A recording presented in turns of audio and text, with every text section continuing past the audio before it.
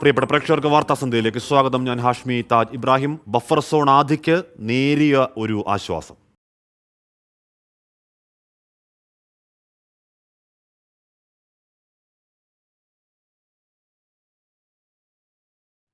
Buffer zone ഹർജികൾ മൂന്നംഗ ബെഞ്ചിന്റെ പരിഗണനയ്ക്ക് വിട്ട് സുപ്രീം കോടതി. കാര്യങ്ങൾ ബോധ്യപ്പെടുത്താൻ കേന്ദ്ര സർക്കാരിന് കഴിഞ്ഞില്ലെന്ന് കോടതി വിമർശനം ഉന്നയിച്ചു. ഉത്തരവ് പുറപ്പെടുവിക്കുമ്പോൾ സാഹചര്യങ്ങൾ ഇത്ര സങ്കീർണമാണ് എന്ന വിവരം ബോധ്യപ്പെടുത്തിയില്ല എന്നും സുപ്രീം കോടതി പറഞ്ഞു. ജനജീവിതത്തെ തടയാൻ ഉദ്ദേശമില്ലെന്നും ജൂൺ 3 ഉത്തരവ് ഖനന പ്രവർത്തനങ്ങൾ നിയന്ത്രിക്കാനാണെന്നും കോടതി വ്യക്തമാക്കി. കരട് വിജ്ഞാപനത്തിൽ ഉൾപ്പെട്ട എല്ലാ മേഖലകൾക്കും ഇളവ് നൽകുന്നത് ഉചിതമല്ല എന്ന് ആമിക്കസ് ക്യൂറി കെ പരമേശ്വരൻ വ്യക്തമാക്കിയതോടെയാണ് ഇന്നത്തെ കോടതി നടപടികൾ ആരംഭിച്ചത്. ആദ്യം ബഫർ സോൺ പരിധി 10 കിലോമീറ്ററും പിന്നീട് 5 കിലോമീറ്ററുമായി പരിഗണിച്ച ശേഷമാണ് 1 കിലോമീറ്ററിൽ നിശ്ചയിച്ചത്. അങ്ങനെയുള്ള 1 കിലോമീറ്റർ പരിധിയിലും ഇളവ് അനുവദിക്കുന്നത് ഉചിതമല്ലെന്ന് ആമിക്കസ് ക്യൂറി വ്യക്തമാക്കി. കേരളമടക്കമുള്ള സംസ്ഥാനങ്ങൾ ബഫർ സോൺ മേഖലയിലെ ജനവാസം പൂർണ്ണമായി നിശ്ചലമാകുമെന്ന് സുപ്രീം കോടതിയിൽ ചൂണ്ടിക്കാട്ടി. ഈ ഘട്ടത്തിലാണ് ജൂൺ 3 ഉത്തരവ് ജനവാസത്തെയോ ആ മേഖലയിലെ ജനജീവിതത്തെയോ തടയാൻ ഉദ്ദേശിച്ചല്ലെന്ന് പരിസ്ഥിതി ബെഞ്ച് വ്യക്തമാക്കിയത്. ജൂൺ 3 ഉത്തരവ് പുറപ്പെടുവിച്ച ബെഞ്ചിലെ അംഗമായിരുന്ന ജസ്റ്റിസ് BR ഗവായി സാഹചര്യങ്ങൾ ഇത്ര സങ്കീർണമാകുമെന്ന് ആ ഘട്ടത്തിൽ കേന്ദ്ര സർക്കാർ അറിയിക്കണമായിരുന്നെന്ന് പറഞ്ഞു. നിലവിലുള്ള സാഹചര്യത്തിൽ മൂന്നംഗ ബെഞ്ചിന് ഹർജികൾ കൈമാറേണ്ടതുണ്ടെന്നും ജസ്റ്റിസ് ഗവായി വ്യക്തമാക്കി. ജൂൺ 3 ഉത്തരവിലൂടെ ഖനനം നിയന്ത്രിക്കാനാണ് പ്രധാനമായും ലക്ഷ്യമിട്ടതെന്നും പരിസ്ഥിതി ബെഞ്ച് പറഞ്ഞു. അതുകൊണ്ട് തന്നെ ജൂൺ 3 ഉത്തരവിൽ ഇളവുകൾ അനുവദിക്കേണ്ടതുണ്ടെന്ന നിരീക്ഷണവും ബെഞ്ചിന്റെ ഭാഗത്തു നിന്നുണ്ടായി. ചീഫ് ജസ്റ്റിസാണ് ഹർജി ഇനി പരിഗണിക്കേണ്ട മൂന്നംഗ ബെഞ്ചിനെ നിശ്ചയിക്കേണ്ടത്. കീഴ്വഴക്കമനുസരിച്ച് ഇന്ന് കേസ് പരിഗണിച്ച ബെഞ്ചിൽ ഒരംഗത്തെ കൂട്ടിച്ചേർക്കുകയാകും ചീഫ് ജസ്റ്റിസ് ചെയ്യുക. R രാധാകൃഷ്ണൻ, 24, ഡൽഹി. മലപ്പുറം പെരിന്തൽമണ്ണയിൽ 12 വയസ്സുകാരന് ക്രൂരമർദ്ദനം. പറമ്പിൽ നിന്ന് പേരയ്ക്ക പറിച്ചുവെന്നാരോപിച്ച് ഭൂ ഉടമയാണ് വിദ്യാർത്ഥിയെ മർദ്ദിച്ചത്. ബൈക്ക് കൊണ്ട് ഇടിച്ച് വീഴ്ത്തിയെന്നും ചവിട്ടിയെന്നും മർദ്ദനമേറ്റ കുട്ടി പറഞ്ഞു. കാലിന്റെ തുടയിൽ പൊട്ടിയ വിദ്യാർത്ഥി ചികിത്സയിലാണ്. സംഭവത്തിൽ ആരോഗ്യമന്ത്രി വീണ ജോർജും ബാലാവകാശ കമ്മീഷനും റിപ്പോർട്ട് തേടി. പെരിന്തൽമണ്ണ ആലിപ്പറമ്പ് പഞ്ചായത്ത് വാഴയങ്കട സ്വദേശി മൊയ്തീൻകുട്ടിയുടെ മകൻ മുഹമ്മദ് അഷ്ഫിനാണ് ക്രൂരമർദ്ദനത്തിനിരയായത്. ഇന്നലെ വൈകിട്ട് ഫുട്ബോൾ കളി കഴിഞ്ഞ് മടങ്ങുന്നതിനിടെയാണ് സംഭവം. കളിക്കാനെത്തിയ കുട്ടികൾ പറമ്പിൽ നിന്ന് പേരക്ക പറിച്ചെന്നാരോപിച്ചെത്തിയ സ്ഥലമുടമ ബൈക്ക് കൊണ്ട് ഇടിച്ചു വീഴ്ത്തി കാലിൽ ചവിട്ടിയെന്ന് വിദ്യാർത്ഥി പറയുന്നു. ഞങ്ങള് പണ്ടുകളി കഴിഞ്ഞ് വരുന്നു. അപ്പോൾ തുണക്കാരന്മാർ ബാക്ക് പറഞ്ഞിട്ട് ഞങ്ങളെ ഏറ്റവും ബാക്കിലാണ് തീർച്ചത്തോളം വണ്ടി പോയി. അപ്പോൾ ഇയാൾ വന്നിട്ട് ആദ്യം ഇയാൾ വന്നിട്ട് എൻ്റെ തുണക്കാരന്മാരെ അടിച്ചു. പിന്നെ ഇയാൾ എപ്പി വന്നിട്ട് എൻ്റെ കാലിൽ നിന്ന് ചോട്ടി. ആദ്യം ഇടിച്ചിട്ട് എന്നാൽ കിടക്കുമ്പോൾ ചോട്ടി. കാലിന്റെ തുടയിൽ പൊട്ടിയ കുട്ടി സ്വകാര്യ ആശുപത്രിയിൽ ചികിത്സയിലാണ്. ശസ്ത്രക്രിയ വേണ്ടിവരുമെന്ന് ബന്ധുക്കൾ പറഞ്ഞു. കുട്ടിയുടെ രക്ഷിതാക്കളുടെ പരാതിയിൽ കേസെടുത്ത പെരിന്തൽമണ്ണ പോലീസ് അന്വേഷണം ആരംഭിച്ചു. ഇതിനിടെ സംഭവത്തിൽ മന്ത്രി വീണ ജോർജ് റിപ്പോർട്ട് തേടി. റിപ്പോർട്ട് നൽകാൻ വനിതാ ശിശുവികസന വകുപ്പ് ഡയറക്ടർക്ക് നിർദ്ദേശവും നൽകി. കുട്ടിക്ക് ആവശ്യമായ ചികിത്സയും നിയമപരമായ പരിരക്ഷയും ഉറപ്പു നൽകാനും മന്ത്രി നിർദ്ദേശിച്ചു. 24 Malappuram. PV Anvar MLA enforcement ചോദ്യം ചെയ്യുകയാണ്. കൊച്ചിയിലെ ED ഓഫീസിലാണ് ചോദ്യം ചെയ്യൽ. ബെൽത്തങ്ങാടിയിലെ ക്രഷർ ഇടപാടുമായി ബന്ധപ്പെട്ടതാണ് ചോദ്യം ചെയ്യൽ. വിവരങ്ങളുമായി വിനീത വി ചേരുന്നു. വിനീത, ഈ കേസിന്റെ പശ്ചാത്തലം എന്താണ്? എത്ര മണിക്കൂറായി MLA ചോദ്യം ചെയ്യുകയാണ് ED? ഹാഷ്മി, ഇന്ന് ഉച്ച മുതൽ ചോദ്യം ചെയ്യൽ പുരോഗമിക്കുന്നുവെന്നാണ് നമുക്ക് അറിയാൻ കഴിഞ്ഞിട്ടുള്ളത്. നേരത്തെ തന്നെ ഈ ചോദ്യം ചെയ്യലിന് ഹാജരാകണമെന്ന് ആവശ്യപ്പെട്ടുകൊണ്ട് ED PV അൻവർ MLAക്ക് സമൻസ് അയച്ചിരുന്നു. ഇതിനെ തുടർന്നാണ് ഇന്ന് ഉച്ചയോടുകൂടി MLA കൊച്ചിയിലെ ED ഓഫീസിലേക്ക് എത്തിയിരുന്നത്. ബെൽത്തങ്ങാടിയിലെ ഈ ക്വാറി ഇടപാട് കേസുമായി ബന്ധപ്പെട്ടുകൊണ്ടുള്ള സാമ്പത്തിക ഇടപാടുകളാണ് ഈ കേസിൽ ED ഇപ്പോൾ പരിശോധിക്കുന്നത്. നേരത്തെ തന്നെ ഈ ക്വാറി വിൽപ്പന നടത്തിയിരുന്ന ഇബ്രാഹിമിനെയും അതോടൊപ്പം തന്നെ പരാതിക്കാരനായ സലീമിനെയും എൻഫോഴ്സ്മെന്റ് ഡയറക്ടറേറ്റ് ചോദ്യം ചെയ്തിട്ടുണ്ടായിരുന്നു.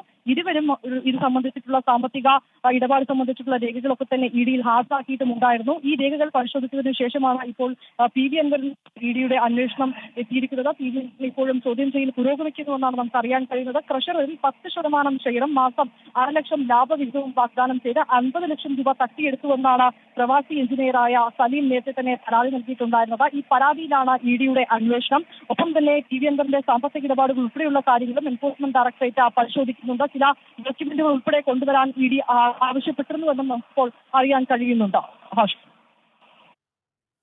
വിനീത വിജയാണ് വിവരങ്ങൾ നൽകിയത്. ഈ ക്രഷർ തട്ടിപ്പ് സിവിൽ സ്വഭാവമുള്ളതാണ് എന്ന് ചൂണ്ടിക്കാട്ടി നേരത്തെ കോടതിയിൽ ക്രൈംബ്രാഞ്ച് റിപ്പോർട്ട് സമർപ്പിച്ചെങ്കിലും അത് തള്ളുന്ന പശ്ചാത്തലമൊക്കെ ഉണ്ടായിരുന്നു. ഇപ്പോൾ ED ആ കേസിൽ ചോദ്യം ചെയ്യുകയാണ് PV അൻവർ MLA. കാര്യവട്ടത്ത് ക്രീസ് വിടാതെ വിവാദം.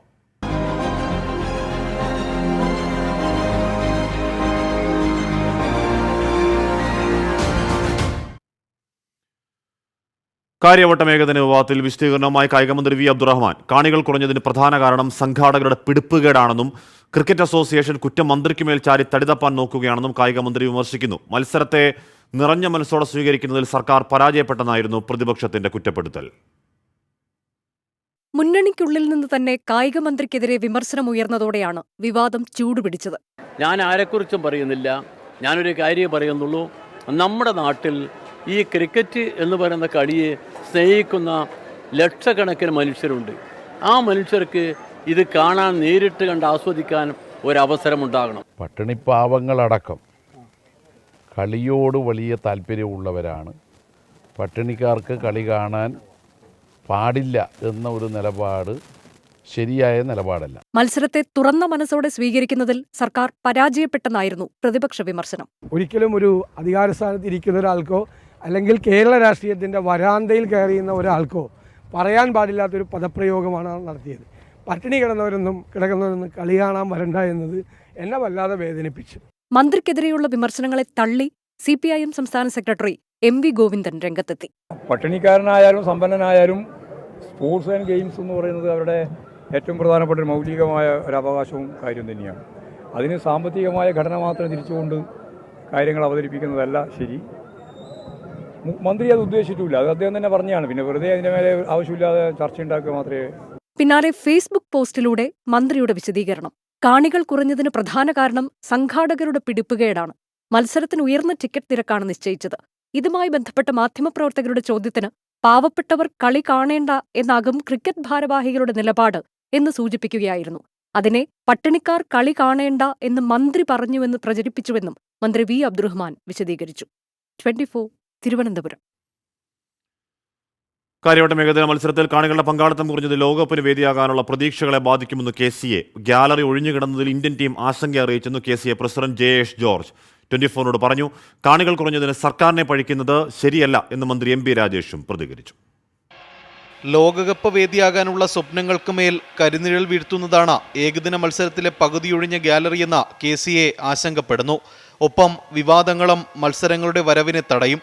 വിവാദത്തിലേക്ക് പോകുന്നതൊക്കെ ശ്രദ്ധിക്കുന്നത് ഈ IPL ടീം അല്ലെങ്കിൽ വേൾഡ് കപ്പ് ഇങ്ങനെ വരുമ്പോൾ തീർച്ചയായിട്ടും BCCI ആലോചിക്കും എന്തിനാണ് വെറുതെ പോകുന്നത്. സ്വന്തമായിട്ട് സ്റ്റേഡിയം ഉണ്ടല്ലോ, പിന്നെ എന്തിനാണ് നമ്മളൊരു ലീഗ് സ്റ്റേഡിയത്തിലേക്ക് പോകുന്നത് BCCI അപ്പോൾ ചിന്തിക്കും. കാണികൾ കുറഞ്ഞതിൽ ഇന്ത്യൻ ടീം പരിശീലകൻ രാഹുൽ ദ്രാവിഡും BCCIയും കാരണമന്വേഷിച്ചെന്നും KCA പ്രസിഡന്റ് 24 പറഞ്ഞു. സർക്കാരുമായി പ്രശ്നമില്ലെന്നും കായികമന്ത്രി വി അബ്ദുറഹ്മാനുമായി സംസാരിച്ച കാര്യങ്ങൾ ബോധ്യപ്പെടുത്തുമെന്നും JH ജോർജ് വ്യക്തമാക്കി. പിന്നെ വിവാദം എങ്ങനെ വന്നു എന്ന് പറഞ്ഞാൽ അതിൻ്റെതായ ഞാനതിനകത്ത് ന്യായീകരിക്കാനോ അല്ലെങ്കിൽ അതിൻ്റെ പുറകെ പോകുന്നില്ല. അതേസമയം ഗ്യാലറിയിൽ ആള് കുറഞ്ഞതിൽ സർക്കാരിനെ പഴിക്കേണ്ടെന്നാണ് മന്ത്രി MP രാജേഷിന്റെ പ്രതികരണം. നികുതി കൂട്ടിയതാണ് പ്രശ്നങ്ങൾക്ക് കാരണമെന്ന പ്രചാരണം വാസ്തവവിരുദ്ധമെന്നും മന്ത്രി.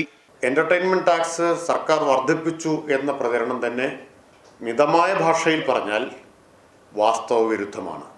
ഞാൻ നേരിട്ട് കോർപ്പറേഷനുമായും ക്രിക്കറ്റ് അസോസിയേഷൻ ഭാരവാഹികളുമായും സംസാരിച്ച് ഇരുകൂട്ടരുടെയും സമ്മതപ്രകാരം ഒരു ധാരണയിലാണ് 24% 12% കുറച്ചത്. ക്രിക്കറ്റ് അസോസിയേഷൻ ഉന്നയിക്കാത്ത ആരോപണമാണ് പ്രതിപക്ഷവും മാധ്യമങ്ങളും ഉന്നയിച്ചതെന്നും മന്ത്രി കുറ്റപ്പെടുത്തി. 24 തിരുവനന്തപുരം.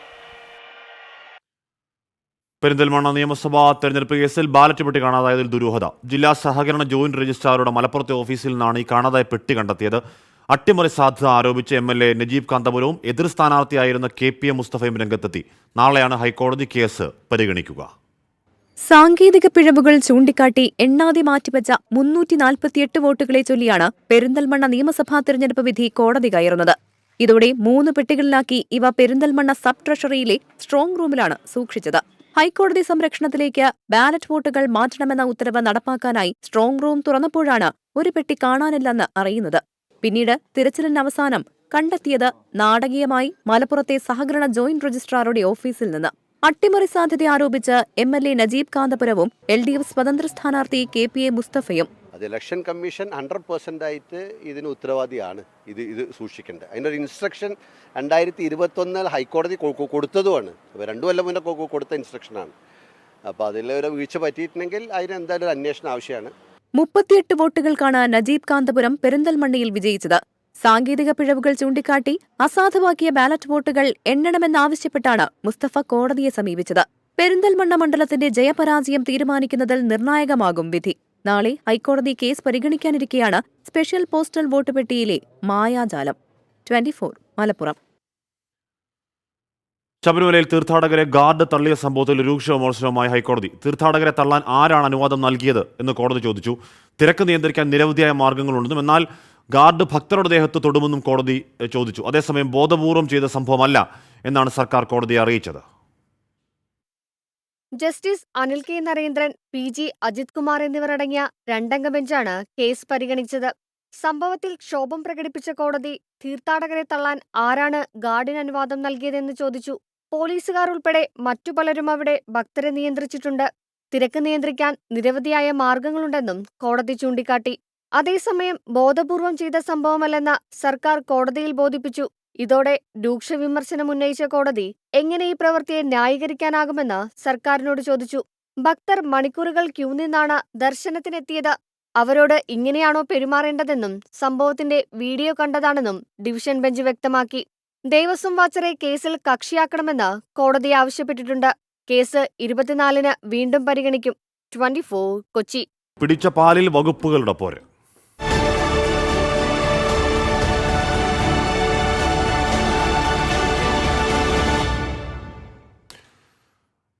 ആര്യങ്കാവിൽ പാല് പിടികൂടിയ സംഭവത്തിൽ സർക്കാർ വകുപ്പുകൾ തുറന്ന പോരിൽ. പിടിച്ചെടുത്ത പാലിൽ മായം കണ്ടെത്താൻ ആകാത്തത് ഭക്ഷ്യസുരക്ഷാ വകുപ്പിന്റെ പരിശോധന വൈകിയതുകൊണ്ടാണ് എന്ന് ക്ഷീരവികസന മന്ത്രി ജെ ചിഞ്ചുറാണി കുറ്റപ്പെടുത്തുന്നു. വിമർശനം പരിശോധിക്കുമെന്ന് ആരോഗ്യമന്ത്രി വീണ ജോർജും പ്രതികരിച്ചു. മായം കലർന്നെന്ന പേരിൽ ക്ഷീരവികസന വകുപ്പ് പിടികൂടിയ പാലിൽ ഹൈഡ്രജൻ പെറോക്സൈഡ് സാന്നിധ്യം കണ്ടെത്താൻ കഴിയാത്തതിൽ മറുപടി പറയേണ്ടത് ഭക്ഷ്യസുരക്ഷാ വകുപ്പ് എന്നാണ് ക്ഷീരവികസന വകുപ്പ് മന്ത്രി ജെ ചിഞ്ചുറാണിയുടെ വാദം. മായം കലർന്നുവെന്ന് ക്ഷീരവകുപ്പിന്റെ പരിശോധനയിൽ ഉറപ്പായതാണ്. ഭക്ഷ്യസുരക്ഷാ വകുപ്പിന്റെ പരിശോധന വൈകിയതാണോ കാരണമെന്ന് പരിശോധിക്കണമെന്നും മന്ത്രിയുടെ വിമർശനം. പിന്നെ അവരാണ് വന്ന് ഒന്നേന്നും പറഞ്ഞ് ടാങ്കിൽ നിന്ന് ഈ പാല് ശേഖരിച്ച് ഇത് ഇതിനകത്ത് എന്തെങ്കിലും അടങ്ങിയിട്ടുണ്ടോ എന്ന് നോക്കേണ്ടുന്ന. പക്ഷേ അവരുടെ ടൈം എപ്പോഴാണെന്നുള്ളത് അവർക്കേ അറിയാൻ പറ്റുള്ളൂ. ഇതിന് മറുപടി പറയേണ്ടുന്നത്, ഇതിന് ശിക്ഷാ നടപടികൾ ഉൾപ്പെടെ കൊണ്ടുവരേണ്ടുന്നത് ഫുഡ് സേഫ്റ്റി വിഭാഗമാണ്, ഭക്ഷ്യവകുപ്പാണ്. എന്നാൽ ക്ഷീരവകുപ്പിന് പരിശോധന നടത്തി നടപടിയെടുക്കണമെങ്കിൽ FACCI നിയമം ഭേദഗതി ചെയ്യേണ്ടി വരുമെന്ന് ആരോഗ്യമന്ത്രി വീണ ജോർജ് പറഞ്ഞു. ക്ഷീരവകുപ്പ് മന്ത്രിയുടെ വിമർശനം ഗൗരവത്തിൽ പരിശോധിക്കുമെന്നും വീണ ജോർജ് പ്രതികരിച്ചു. ആ സഹകരണം ഉറപ്പാക്കാൻ ഈ നിയമത്തിനുള്ളിൽ നിന്നുകൊണ്ട് തന്നെ എന്താണ് ചെയ്യാൻ കഴിയുക എന്നുള്ളത് ബഹുമാനപ്പെട്ട മിനിസ്റ്റർ പറഞ്ഞതിൻ്റെ കൂടി അടിസ്ഥാനത്തിൽ നമുക്ക് പരിശോധിക്കാം. അത് വളരെ ഗുണപ്രദമാവുകയും ചെയ്യും. പക്ഷേ നിയമം ഈ FSSAI ആക്ട് പ്രകാരം ഇനി അതല്ല നമുക്ക് കേന്ദ്ര സർക്കാരിനോട് ഇക്കാര്യം സംബന്ധിച്ച് ആവശ്യപ്പെടാൻ കഴിയുമെങ്കിൽ അത് നമുക്ക് ആവശ്യപ്പെടാം. ബുധനാഴ്ച രാവിലെ പിടികൂടിയത് മുതൽ 15,300 ലിറ്റർ പാൽ തെന്മല പോലീസ് സ്റ്റേഷന് മുന്നിൽ സൂക്ഷിച്ചിരിക്കുകയാണ്. നഷ്ടപരിഹാരം ആവശ്യപ്പെട്ട് ഉടമ ഹൈക്കോടതിയെ സമീപിച്ചിട്ടുണ്ട്. സലിം മാലിക്, 24 കൊല്ലം. വയനാട്ടിൽ കടുവ ആക്രമണത്തിൽ കൊല്ലപ്പെട്ട കർഷകന് വിദഗ്ധ ചികിത്സ നൽകുന്നതിൽ വലിയ വീഴ്ചയെന്ന് കുടുംബം. മെഡിക്കൽ കോളേജിൽ മതിയായ ഡോക്ടർമാർ ഉണ്ടായിരുന്നില്ല എന്ന് കൊല്ലപ്പെട്ട തോമസിന്റെ മകൾ സോന മന്ത്രി കെ കൃഷ്ണൻകുട്ടി അറിയിച്ചു. വീട്ടിലെത്തിയ മന്ത്രിക്ക് മുന്നിൽ കുടുംബാംഗങ്ങൾ പൊട്ടിക്കരഞ്ഞാണ് ചികിത്സാ പിഴവുകൾ വിവരിച്ചത്. ആരോഗ്യവകുപ്പ് ഡയറക്ടറോട് റിപ്പോർട്ട് തേടിയതായി മന്ത്രി വീണ ജോർജ് അറിയിച്ചു. നല്ല ഡോക്ടർ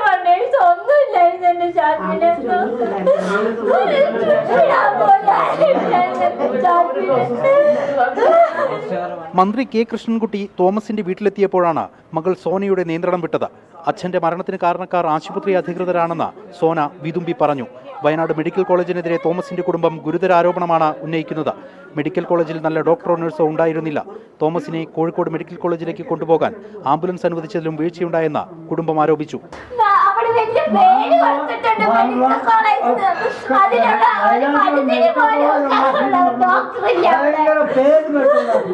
ആരോപണത്തിൽ ആരോഗ്യവകുപ്പ് ഡയറക്ടറോട് റിപ്പോർട്ട് തേടിയതായി മന്ത്രി വീണ ജോർജ്. ഏതെങ്കിലും തരത്തിലുള്ള വീഴ്ച ഉണ്ടായിട്ടുണ്ടോ എന്നുള്ളത് വളരെ കൃത്യമായി പരിശോധിച്ച് നൽകണം. ആരൊക്കെയാണ് ആ സമയത്ത് ഉണ്ടായിരുന്നത്, അവിടെ ഉണ്ടായിരുന്നത്, എപ്പോൾ, എങ്ങനെ പരിശോധിച്ചു, എന്താണ് അതിൽ മറ്റുള്ള അതിന്റെ അനുബന്ധമായി നടന്ന കാര്യങ്ങൾ എന്നുള്ളത് വളരെ കൃത്യമായിട്ടുള്ള റിപ്പോർട്ട് ഉച്ചയ്ക്ക് മുമ്പ് നൽകണമെന്നുള്ളത് DMEയോട് ആവശ്യപ്പെട്ടു.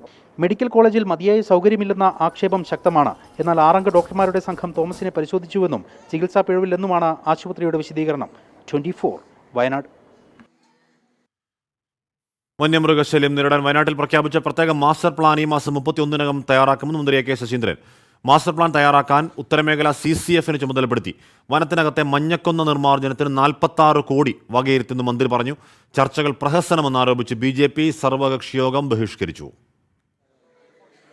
3 മണിക്കൂർ നീണ്ട സർവകക്ഷി യോഗം കാര്യമാത്ര പ്രസക്തമായ തീരുമാനങ്ങളില്ലാതെയാണ് പിരിഞ്ഞത്. നേരത്തെ പ്രഖ്യാപിച്ച മാസ്റ്റർ പ്ലാൻ പെട്ടെന്ന് സമർപ്പിക്കും.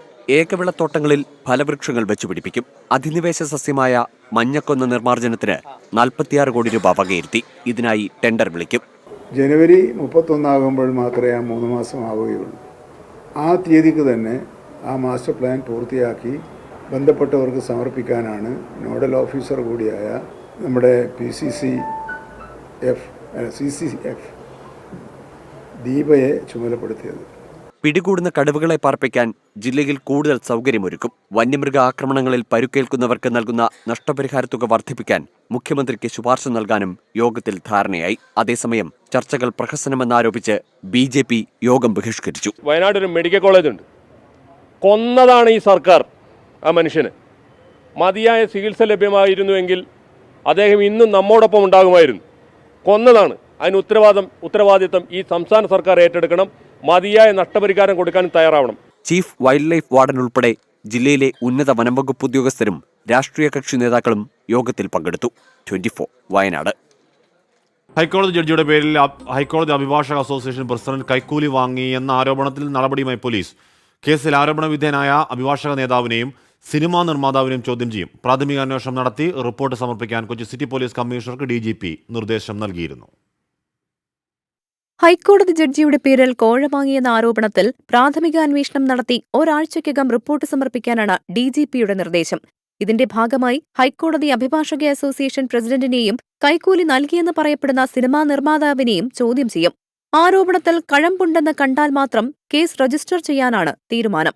ഗുരുതരമായ ആരോപണമുയർന്നതിന് പിന്നാലെ അന്വേഷണം ആവശ്യപ്പെട്ട് ഹൈക്കോടതി രജിസ്ട്രാർ DGPക്ക് കത്ത് നൽകുകയായിരുന്നു.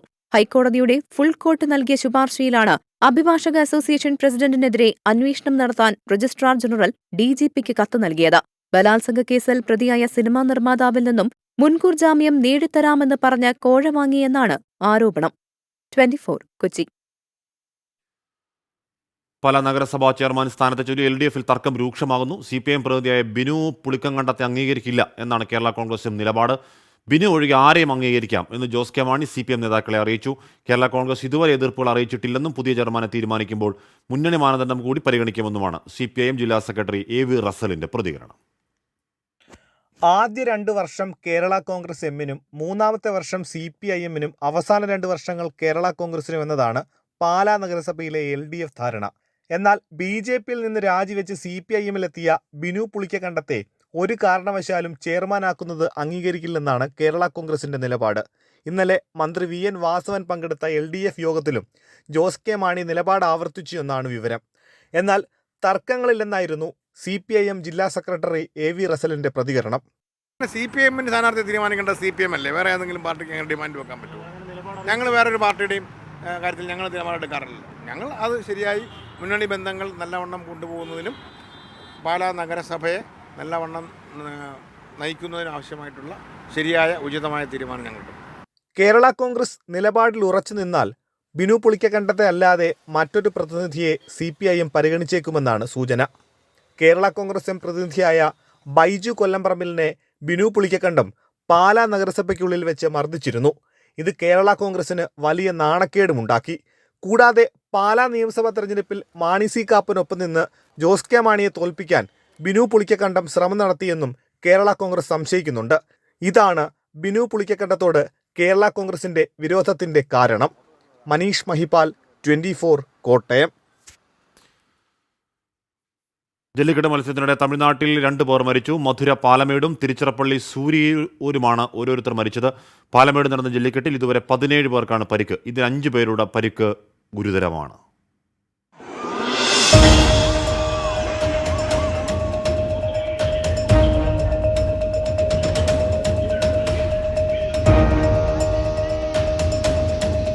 പാലമേട് ജല്ലിക്കെട്ടിൽ 3ാം സ്ഥാനത്തുണ്ടായിരുന്ന പാലമേട് സ്വദേശി അരവിന്ദ് രാജാണ് മരിച്ചത്. കാള പുറത്തു വരുമ്പോൾ തന്നെ കീഴ്പ്പെടുത്താൻ ശ്രമിക്കുന്നതിനിടെ കുത്തേൽക്കുകയായിരുന്നു. മധുര രാജാജി ആശുപത്രിയിൽ എത്തിച്ചെങ്കിലും രക്ഷിക്കാനായില്ല.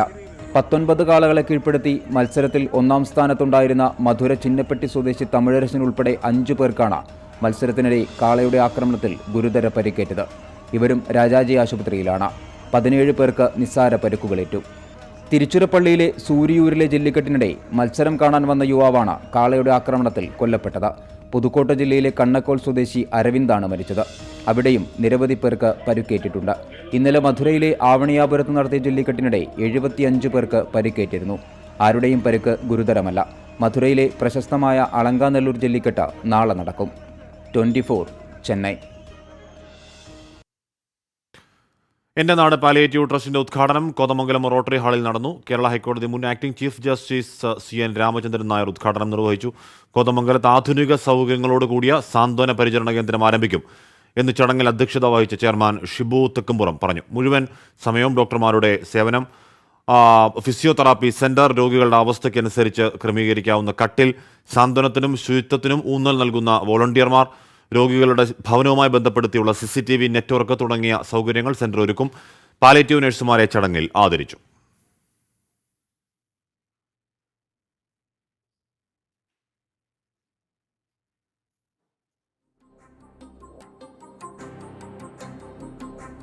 വാർത്താസന്ധി പൂർണ്ണമാവുന്നു.